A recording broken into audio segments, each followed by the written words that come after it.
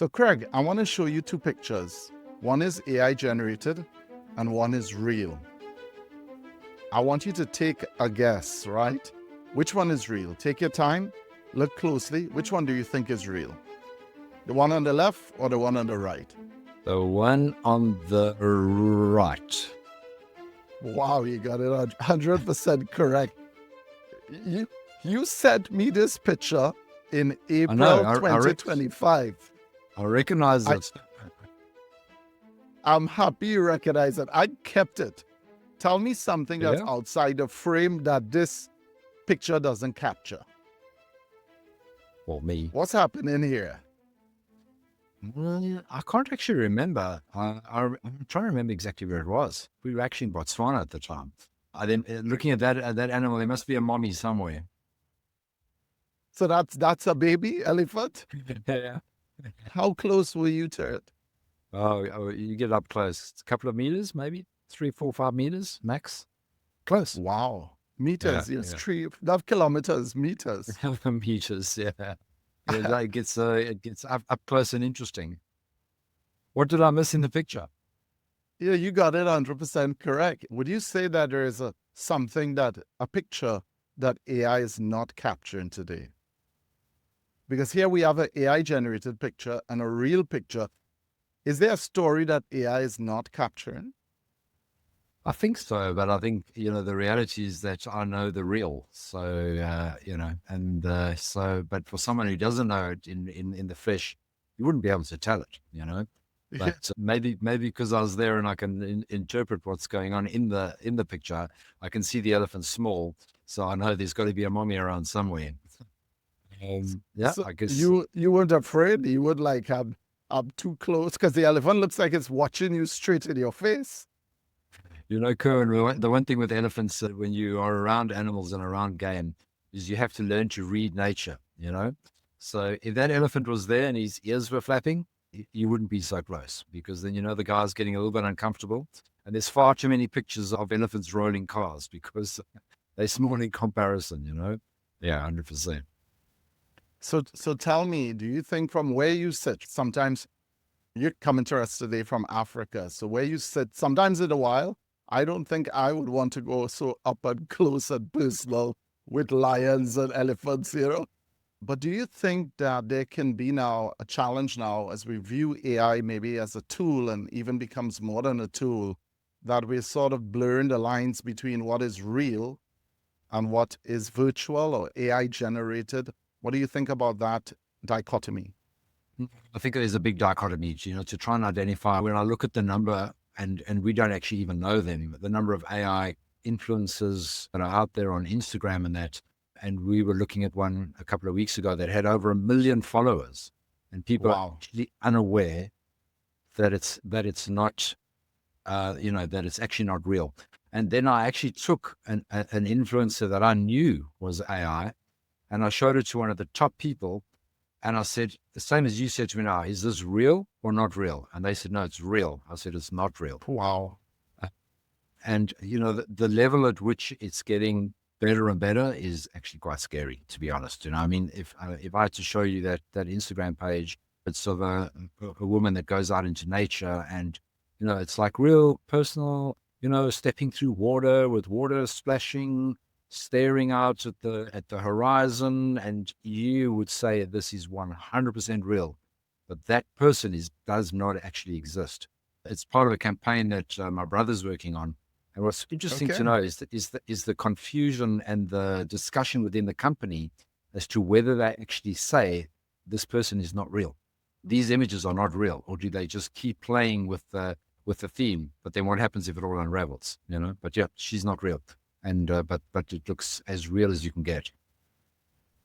So does the real matter? Does real matter? I think in what context? It's a very good question. I think it depends on the context. I think there's certain circumstances when real really does matter.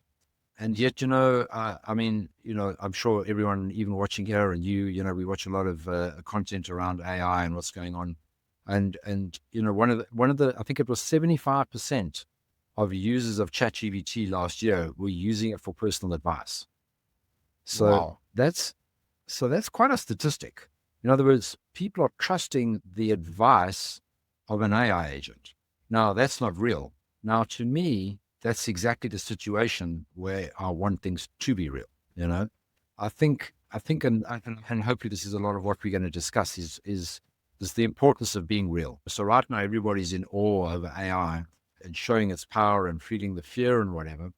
But at the end of the day, what are we truly going to want? If I'm pouring out my heart, if I'm getting advice, I wouldn't mind if they had some sort of AI backing that they were checking on, but I want a real person to be hearing me, sensing me, feeling me, getting those emotions, being able to understand those emotions.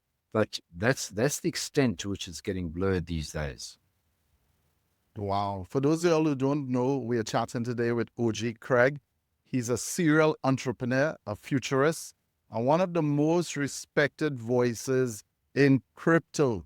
He lives in Africa, South Africa, and wakes up to the world that a lot of us are trying to simulate. Well, Craig, one of the reasons why I look forward to chatting with you, you call it as it is. In fact, recently, Craig, you went from OG Craig to Grand OG Craig. And so I want to congratulate you on becoming a grandfather. So let me ask you this question. What are you telling your children now? And I guess your grandchildren and even grandchildren to come. What are you telling your children about AI? What kind of world do you think they will wake up to? Is it going to be good? Is it going to be bad? Cohen, I mean, this is probably the start of a long part of the discussion. When he was born, you kind of have this feeling like, what world are you going to be brought into? What world are you going to grow up into? And for us, it obviously appears to be scary because we're more mature. We've been through a lot of transformation. We've seen computers coming. We've seen a lot of change in our lives. And we thought those changes were big. We thought that those changes were really big. And this change that is coming on us now is by far, as far as I'm concerned, the biggest change this world has ever seen. It is the first time we've got something that challenges our human intelligence. That was the one thing that was never challenged. Everything was there to help us as people. And I'm not saying that AI isn't there to help, but it is the first time that we've got something that can actually challenge us and actually surpass us from an intellectual and an intelligence perspective. And when I looked at it with my kids, the one thought that I did have, Cohen, was because you have to try and find peace with it. And like what world, because you could look at AI as like the best thing that's ever happened or the worst thing that's ever happened, like there's two sides to it. It's like a double-edged sword. Which side do you look at? And one of the things that I realized is that if I look at my parents, and if you look at your parents, and you look at your grandparents, they all went through huge amounts of change. In your probably your grandparents' era, my grandparents' era, they went through the world wars. Some of them, both of the world wars. The generation before, they probably went through both of them. Now, this is what we're going through. We feel is challenging, but that was challenging at that time. I mean, I remember my mother telling me that she never saw her father for 6 years as a young child. When he went off to the war. When he came back from the war, she didn't even know who he was. And somehow every generation tends to find its way through it. I've always taken comfort in that. For example, there would have been an entire generation when farming became mechanized. The period before that, you'd have to have huge amounts of people in the field harvesting the crop or planting the crop or hoeing the soil or whatever. And then suddenly that got mechanized. And all of those people would have thought, what's going to happen now? Like all this work is gone. It's been replaced by machines. But yet somehow the world has always managed to overcome that. And so the way I've kind of thought about it and rationalized it in terms of my grandchild is that he's going to grow into a world not knowing anything else, nothing at all. In him, that's what the world is. It's AI. And you accept that as your reality, and then you find your way forward in that reality. Where we might find it difficult, I'm hoping that they're going to find it they will find us part of the wrong. They will find a way. The world always finds a way to operate. As you're rightfully saying, there's a lot of people going to see positives and negatives. And you rightfully said, we've had so many inventions, but it's perhaps the first time we have something that can eventually become smarter than us.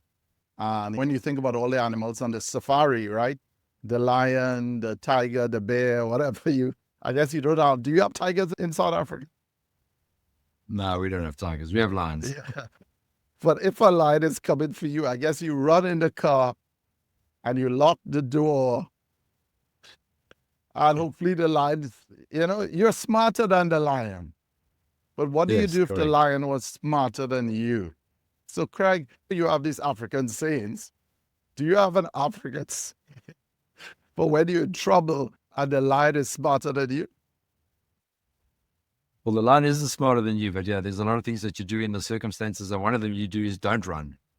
As hard Are as you it is, serious? you got to you got to face it, and you got to try to be bigger than what it is and bigger than what you are. Like this sort of thing. Um, yeah, look, the jungle and nature, always teaches you about the reality of life. Whatever part of the world that you're in, whether you walk on the beach and you see the most beautiful sunset, or whether you're in the bush and you're watching animals and you watch the way that they interact in a true open sort of ecology. There's always things to learn from them and kind of bring you back to reality. But Kerwin, what you were saying is right, is that AI is like a double-edged sword. On the one hand, we've got AI that it's accelerating at extreme rates, faster than what we even thought. Who knows when we're going to have true intelligent AI? Some people will tell you it's 5 years, some people will tell you 10 years, some people will tell you it's 3 years. One thing Yes. people are not telling you is that it's not going to happen. It is a reality. It is coming. And it is how we actually deal with it. And some of the debates, like some people, for example, would say, look, you've got to slow it down. You've got to slow it down. You've got to slow down this growth. But as one of the debates I was watching was having, look, he said, if you were a cancer patient and you were suffering from, and you were looking for a cure in cancer, you'd want the acceleration of AI to be going even faster. So Yes. it's this double-edged sword. This person wants it to go faster because, hey, he wants to get a solution to the cancer problem that he's got, while someone on the other hand is sitting there going, whoa, whoa, whoa, look at the dangers, slow it down, slow it down.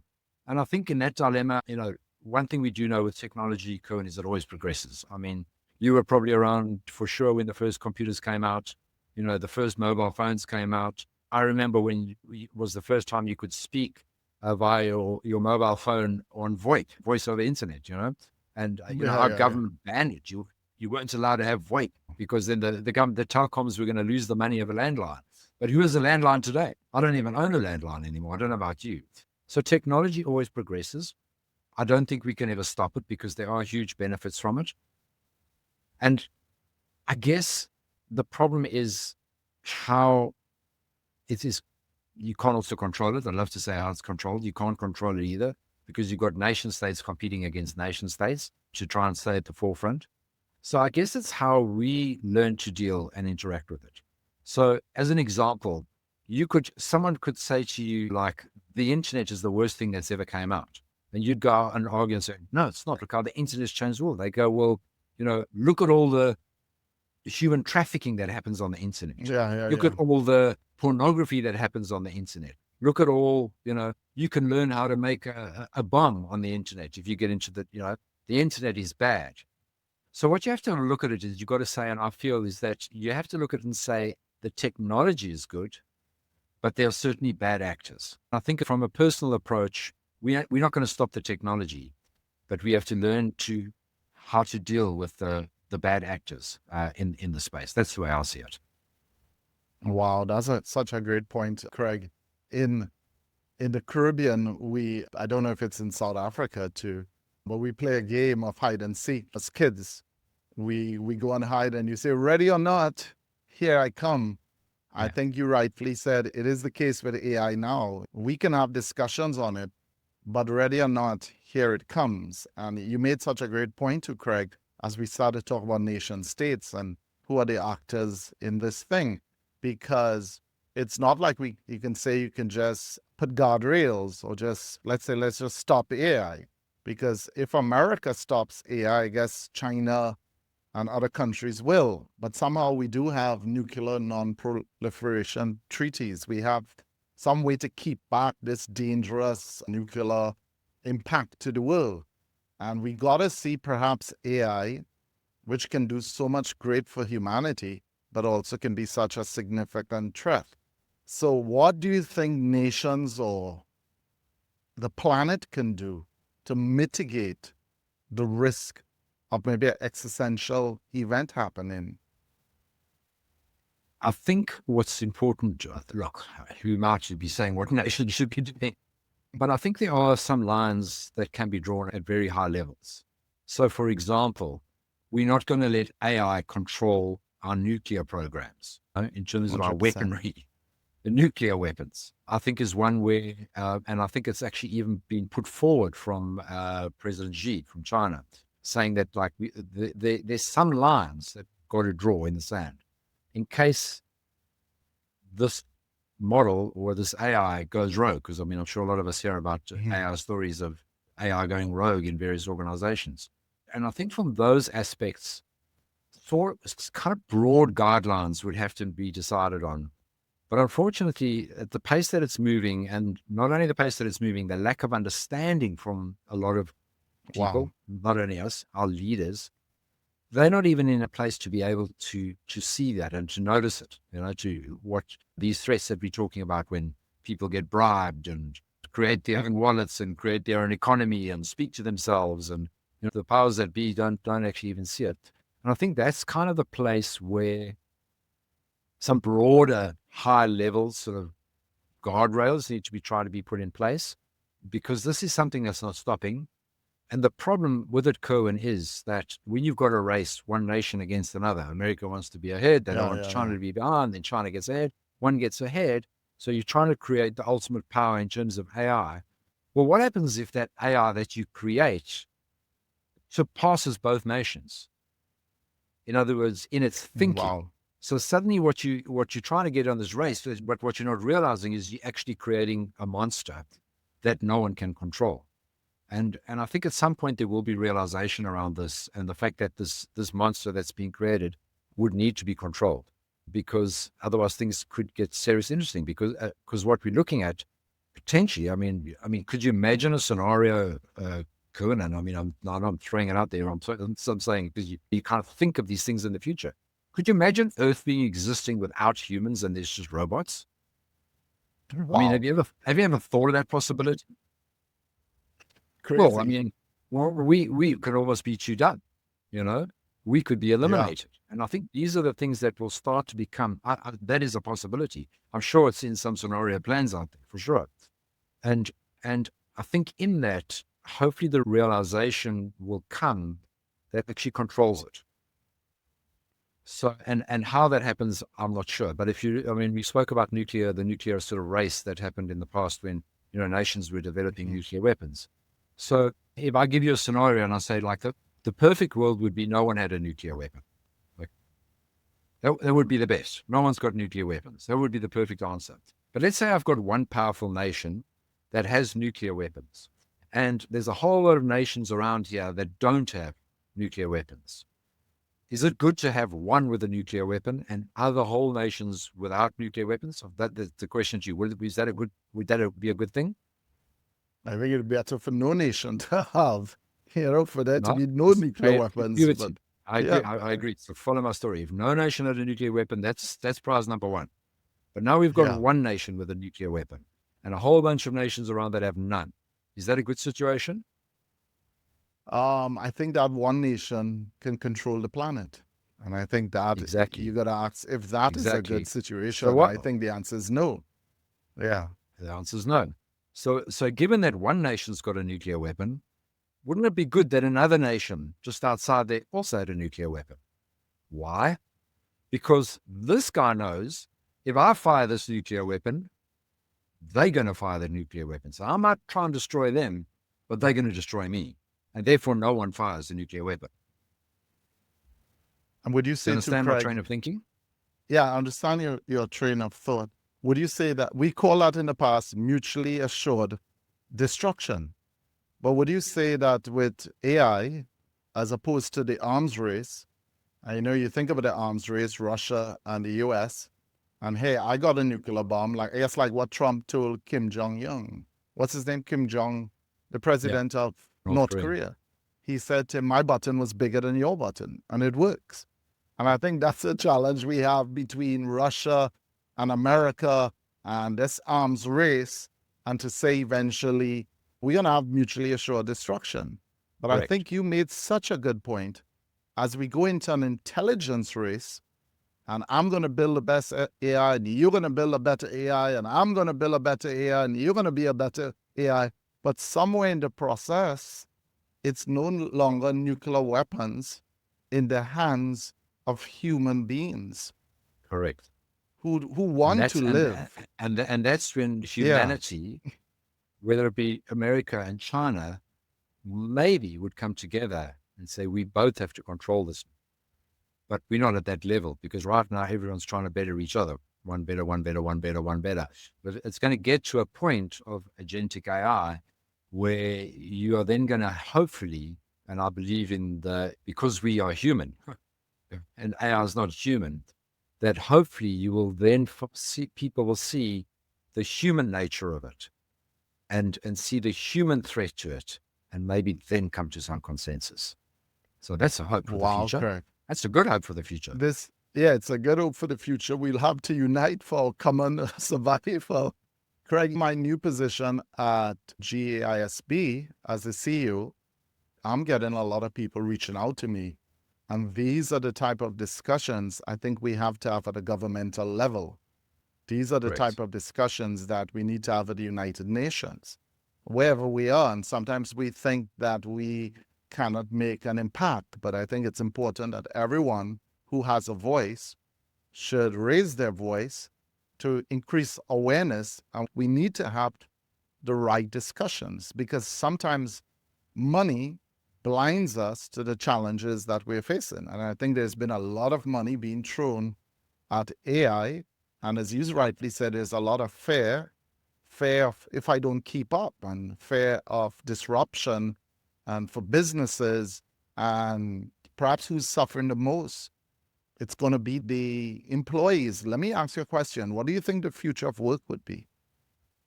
So before we go to the future of work, sorry, I just wanted to step back in terms of what you're saying. Sorry, I just lost my train of thought for a second. But coming back to your point of being involved with the GS, what do you say? GS? BA, what did you call it?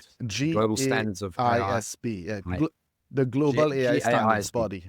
Yeah. I think one of the things that's needed, Kerwin, and I think this is something that someone like you could spearhead or start, because there's such a lack. People see a lot of people see the excitement of AI, and absolutely, we know it's transforming our everyday lives. It makes things so easy. We vibe coding. We're doing all these things. That's great. And it's kind of like you look at the world with one eye closed. So this eye here sees all the good, okay? Everything that AI is doing. If I close this eye and I open this eye, I see all the bad. But if I open both eyes, my mind cannot bring the good and the bad together. It can't see the whole picture. We're either looking at one part of the picture or the other part of the picture. Parts of, people are like that. You get people that'll be like only seeing the bad, people only seeing but you never see the whole thing. So I think one of the things that could be done, Kerwin, where there's so many stories of AI negatively impacting human life in various ways, whether someone's been bribed, whether AI, kind of guided them in some sort of a suicide mission, these type of things, AIs that have taken over people's emails, whatever, countless those stories. I think there's a place for people to start voicing where AI's gone rogue, a collection of this data so that it starts becoming, it's not just random stories that you hear everywhere. Wow. It becomes verified data that's stored somewhere where an eye is kept on AI not doing the right thing, for want of another word, or going rogue. And I think the more that can come from the world, just the US or not South Africa and not Trinidad, but that data starts getting put together and stories, whether they're YouTube shorts, you start putting this out, it will start to get noticed. Because that is the problem. It's easy to say, yes, we can change, these things can be changed. But change is a long process. The change would take a long time before people start getting upset and irritated, and the heads of governments understand the implications of this. But if real life stories were packed together and started to become viral about let's use the word negative side of AI, I think the awareness would push more forward a lot quicker, that people need to get together and force the governments to take action. And I think that's an aspect that needs to happen. So I think there's a business idea there, Kurt. I believe you wrote a book about this. Yeah, definitely. Uh, we got to patent it one time. Tell me something. The future of work. What do you think it's going to be? So Are we here's the going to have problem. jobs in the future? So here's the problem. I think that AI is the first technology that can literally end up replacing virtually everything. Okay. Whether at the moment it's obviously all the intellectual type jobs, lawyers, accountants, doctors, etc. But that can land up going across literally all, as time goes on, across every industry, across whatever it is, whether it's from farming to being a brain specialist, as an example. The problem in this curve, and again, I'm going to say it to you now, have you ever thought that in this process, there are a handful of people, when I say handful, probably less than 10 people in the world, that are going to become trillionaires in this process? Yes. The Yes. guys that head up these, I'm talking trillionaires, not billionaires, not anything else. We don't even have a trillionaire in the world at the moment. Okay. Musk might become the first one. And I think one of the things that we've learned in time is that greed the greed monster, as I call it, is not a good thing. Because when is enough? How much money is enough? Yes. You know, And power. and I mean, and power.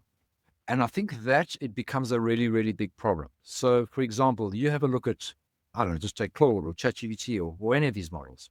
I mean, you're paying whatever, $20 a month for the basic plan on most of these type of projects. The thousands of people that are spending $20 in the world, is that enough to make this company profitable right now? What do you think? I think What do you think? I think they have their eyes set on something much bigger. And the Correct. profits they're Correct. looking The for is $20, hundreds of millions to trillions. Yeah. and it's not coming from you and I paying $20. The amount of money that they've invested in data, these huge, massive computing warehouses to process it. I mean, I would guess we in the hundreds of billions of dollars, or what, I don't know, but I'm just throwing out a number, whatever it is. Your and my $20 that we pay every month is not going to cover that bill.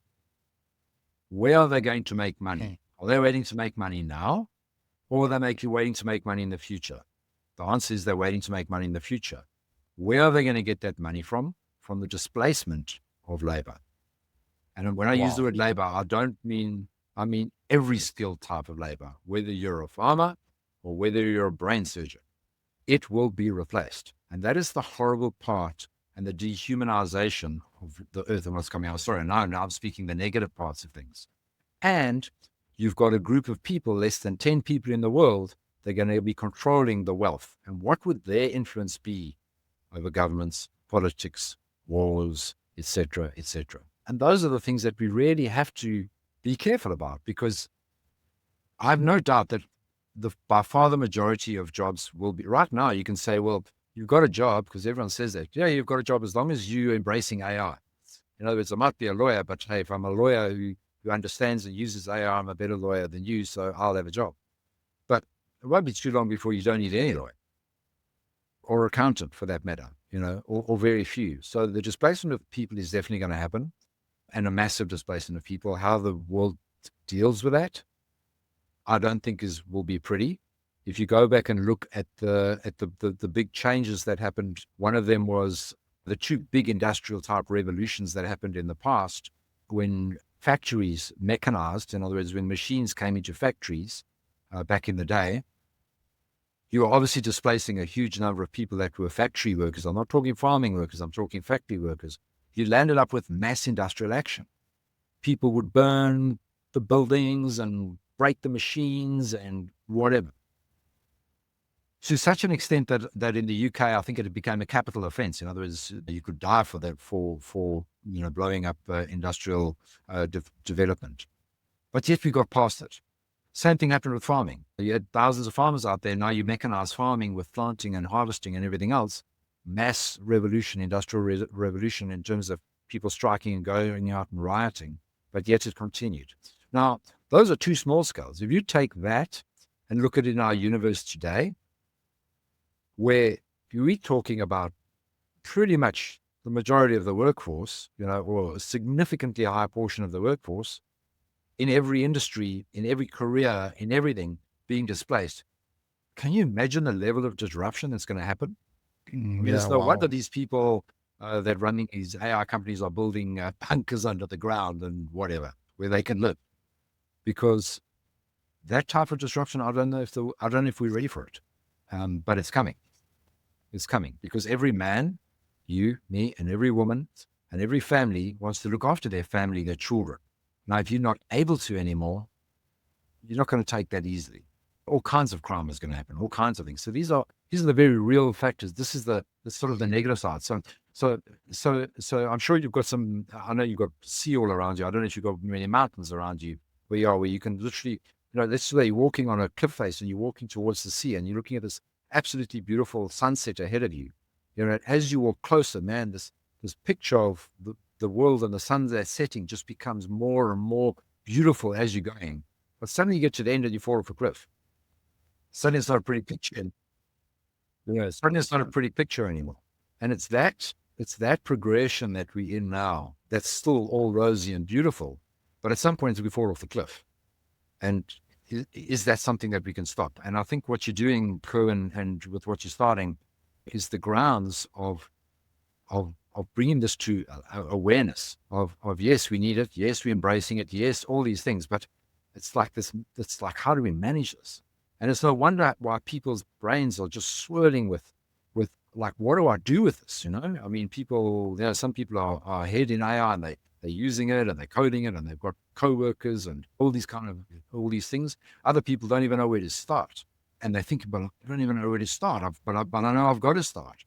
So there's so much confusion in that. And that's where I think the work that you're doing in putting that into perspective for people and giving a framework for people to be able to trust someone who actually understands the bigger picture and help guide and keep people safe through this process. But literally that image of walking up a cliff, walking along the things, watching the beautiful sunset is kind of the reality. It just looks so beautiful, looks so rosy. Wow, this is amazing. And the closer you walk, the better it gets.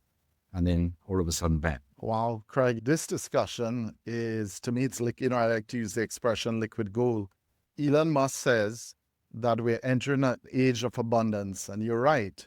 The beautiful sunset that people are expecting, the gap between where we are and the age of abundance, I think it's going to be very difficult and a lot of disruption and the challenges we're going to face, especially as we add robotics to the picture, especially with job displacement.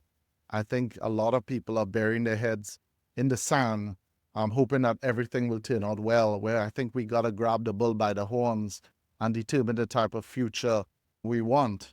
Let me ask you this question, Craig. What are you building with AI? Are you building anything right now? Are you using AI? What are you building? I'd like to say I was far further ahead than I'd like to be. I'm not, but my plan is to be way ahead. So I'm one of those people that's still with everything swirling around me. That's why I like what you're doing. That's why I'm joining your seminar. I'll put it all into perspective. But I, the goal of what I'm wanting to do, besides my everyday sort of normal work, and in terms of automating functions in normal work, is I want AI to help build me a model that helps guide people in changing their lives. I'm not talking from an AI perspective. Wow. I'm talking on a personal. I just look around the world. I don't know if it's what it's like on your side of the earth, but on my side of the earth, man, it just seems to be so many people in trouble, in all aspects, whether it be finances, whether it be marriage, whether it be drugs, whether it be, all these kind of things are happening. And it seems to me to be, maybe it's just that I'm older and maybe I'm just seeing it more. I'm not sure, but my feeling is that it's just more and more prevalent that people's lives are falling apart. And they're going to continue to fall apart. And I just think there's something there that needs to be put together to guide people. The same way, like I said, I love what you're doing with AI in terms of putting it into perspective for people and helping them through it. I think there's even the bigger picture. And the bigger picture is trying to bring back some sort of normality and sanity and love and morality into people's lives, husbands, wives, children. So hopefully that's something that I'm going to put together. Wow, that is amazing, Craig. And especially you're talking about using AI. We've talked about all of the dangers and concerns that you may have, but you're talking about using AI now for the good of the planet. And I think for a lot of people, AI for them will eventually become like a god. Means when you think about God, you think about somebody who's omnipresent, right? All knowing. He's everywhere. He's almighty. And people are starting to think about AI. It's in my pocket wherever I go. It's on my phone. It's omnipresent with me. And they think it's the supreme intelligence, all knowing. But we have to remember, I think what makes us unique as human beings is our capacity to love. And it's the fact that we have a soul. I don't think there's an AI soul. It's logic, it's code, but it's missing a soul. And I think we have to remember there's much more to us as human beings than just intelligence. Perhaps there's someone who's watching this broadcast and they've had to raise a child who's gone through difficulty at birth. And I think about one mother that I know really well, and just having her son smile means the world to her because he was born with difficulties. And so his intelligence may not have developed and the way most kids develop, but there's still that connection between a mother and a son. There's still that love, that joy, that compassion. And so we got to see some qualities that make us human and really make us, I guess, different from the lion, the elephant. And you do even see with animals that level of compassion and care and love. But as human beings, we have the ability to choose and to love. And so now you're talking about using AI for the good of the planet and to make the planet better. And that's, I think, where AI begins to shine, because you have to treat AI as a tool that serves us. And it can't be that we are serving AI, because now there even talks about AI hiring humans. And so we got to make sure that this innovation, this perhaps one of the most transformative technologies we've seen, like you think about this covering maybe the wheel and different things like that, but we got to make this serve us. Craig, that's one of the reasons why we're doing this AI summit, as you said, and also one of the reasons why I wrote the book, One Person Empire and Being Me, because I think one thing AI can never change, it's you being unapologetically you. We got to find our individuality and our uniqueness in this time. Yeah. And this conference that we're going to do, it's going to be a 3-day conference, but it's really designed to make people aware. We want to do it differently. That just tools, one tool after another, all the people are going to learn a lot. But we want to focus on the conference about building yourself. And I guess I'm dropping some secret sauce about the conference. We want to focus about building yourself, building your business, and building your empire. How is AI going to help you further your vision in life? Because sometimes we want to start, let's say, a business or a dream or nonprofit, and we lack the resources. We don't have the marketing professional. We don't have the sales professional. We don't have the business planning team, the finance team. We don't have the expertise, and we have a dream. And sometimes it's one person with a dream. And this is where I think AI is going to begin to shine, because it's going to unlock the potential that most people have. And because now as you begin to use AI, you say things like, do this and solve this problem. And you start to enter an age of possibilities where you expect what seemed to be impossible to be possible. I did a recording, Craig, and I had some bad echo in the recording. And I tried to fix it and I couldn't fix it. And I said, you know what? Let me ask Claude to fix it. And Claude said, no problem. And Claude fixed the recording. And so now people are saying, let me ask a question on what's possible. And I really hear the point you were saying about using AI to fulfill your dreams, to dream bigger, to make the planet bigger. And I wonder, how are people going to use AI to end world poverty? How are we going to use AI to deal with pollution? What project or product that we're going to build with AI that's going to make this planet better. But as we do this, we cannot lose sight of ourselves. Craig, I want to give you the last thoughts, the last words. What are you thinking about where we can go with this thing? What I'm going to say to you is that this whole AI thing is obviously scary. Yes. There's hope and anticipation, and there's also the dark side of it.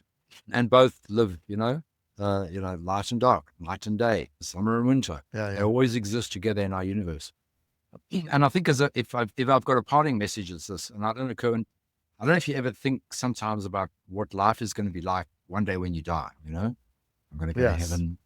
It's going to be like, who am I going to see? Or my friend's going to be there. So I think about this. When I say think about it, I don't dwell on it, but I think about it a lot. And I think what's it going to be like to be a spirit? Can be here, there, everywhere. And then I think, what are the things on earth that I would miss as a human being that I'm not going to be able to experience being a spirit? I mean, this might sound like an interesting question to you. So I always say to Ash, I love good food. I want to eat as much good food as I can. Man, I love touch. I love hugging. I love being a human being. I love to feel that sun come down on me and feel the warmth of that sun. When I get into the cold water, to feel that cold water, and more, I'm feeling, man, I just want to embrace Earth so much, Wow. while I'm here. And these are things, Cohen, that I will never know. Never know. 100%. And no matter what happens with AI, man, I'm going to be able to still stand there in the sun and feel it. I'm still going to be able to hug. I'm still going to be able to kiss. I'm still going to be able to eat, to taste. These dimensions, which I'm not going to experience it in heaven one day, because I don't think the spirit has to eat, It's different. I don't know what it's like, but I kind of think, well, I can't, And I just feel, no matter what's coming, just remember to touch grass, be real.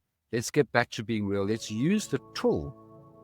As I say to a lot of people, because I see a lot of people that are so deep in AI, and I just say to them, just remember, make AI your employee and not your boss. And I really want to leave that with people. Do not make it your boss, else you are going to become a slave. Make it your employee, And I think if I leave anyone else with that and just embrace what we've got and enjoy the life that we have, enjoy being real. That's what I want to say. Wow. And Craig, when you put it that way, it seems like being a human is such a privilege. And we think that AI is catching up with us, but we realize how far AI is. It hasn't even begun to even measure on a scale what it's like to be human, how multifaceted we are as a species. And I love the point you say, because we all at some time we die. We get to have this beautiful experience on planet Earth. We get to be a father, a mother, but at some point we die, and then we go on. And we have a hope that is beyond the natural world. We have a hope that we can see our loved ones again. And so just think about the joys of planet Earth, that we can, as you say, eat food, we can drink, we can touch, all the beautiful things that life has. Yeah, cry, physical intimacy.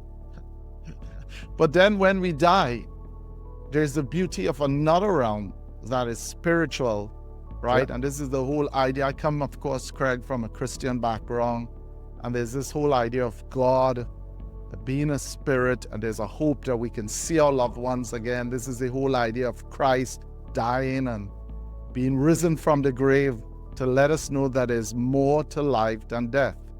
And there is a life beyond the grave. And this really gives us hope on planet Earth, that we can enjoy our life here, and then we can even have a life that is even more fulfilling after death. When I think about that, and Craig, it's so awesome that you remind us about these things. Yeah, it is and so while beautiful. on Earth, what do you think about that? When you're on Earth, because it's going to be even better then, but some of those things we won't experience from taste, touch, those sort of things. So while you're here, embrace them. Touch grass. Don't be a slave to this AI. Let it be your employee. That's the way I think we should handle. Awesome. Craig, I'm looking forward to seeing you in our AI summit that's coming up. I will be there. I think you're going to have a lot of fun. Well, I'm going to drop a link in the description about the AI Summit. Craig, how could people connect with you? Well, we'll meet in the club. Yeah, in Sniper Club or in the club. Yeah, in AI Club. I'm going to drop a link in the AI Club. Yeah. I'm going to drop a link in the description with your Twitter handle and stuff like that. Craig, this has been an amazing discussion. I think the things we shared today, it's globally transforming, world-changing ideas. And I think a lot of people are going to get a lot of value from it. Thanks for joining us, Craig. Thanks for joining me. I look forward to chatting again with you. Okay. Thank you, everybody. Bye-bye.